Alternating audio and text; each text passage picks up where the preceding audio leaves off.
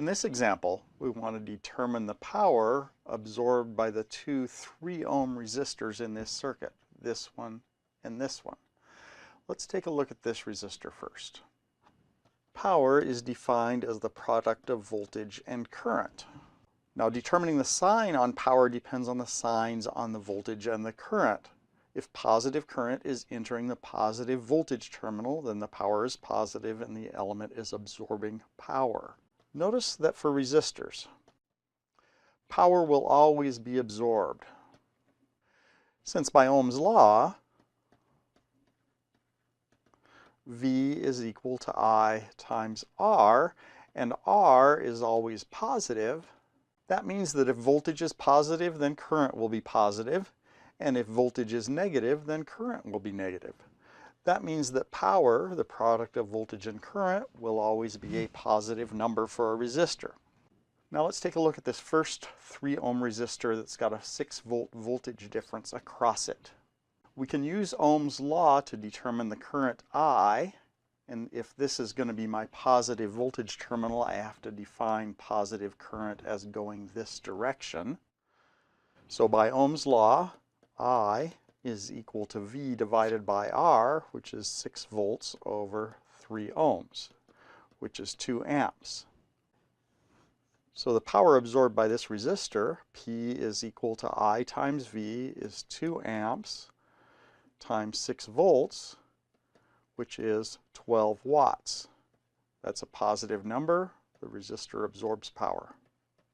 We can also use a shortcut approach. For resistors, if I use Ohm's law in conjunction with the equation for power, I can write power as V squared divided by R. We're given the voltage across the resistor, so we don't really need to go through the step of calculating a current through the resistor. So for this 3 ohm resistor, power is equal to 6 volts squared divided by 3 ohms, which is 36 over 3, which is also 12 watts. Notice that the square of voltage will always be a positive number.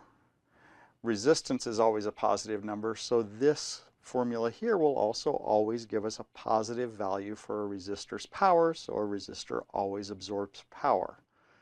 Now let's take a look at this other 3 ohm resistor.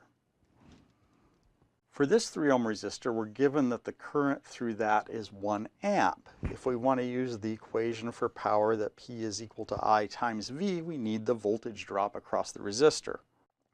The voltage drop, V, has to be defined such that positive current, if I'm going to use a positive number here, this is the direction of the current, positive current enters that positive voltage terminal.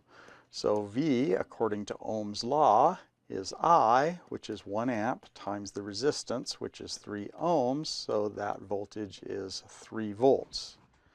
The power is the product of voltage and current, so it's 3 volts times the current is 1 amp. These are both defined according to the passive sign convention, so they're both positive numbers, and power is positive 3 watts.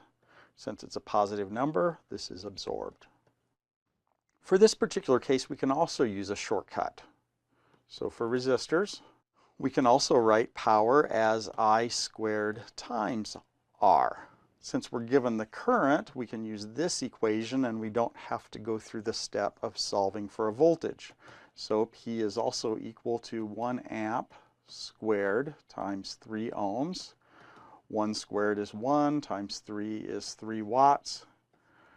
Current squared will always be a positive number. Resistance will always be a positive number. So this will always give us a positive number for a resistor's power, which is good. So this is 3 watts absorbed, which is the same as our previous result.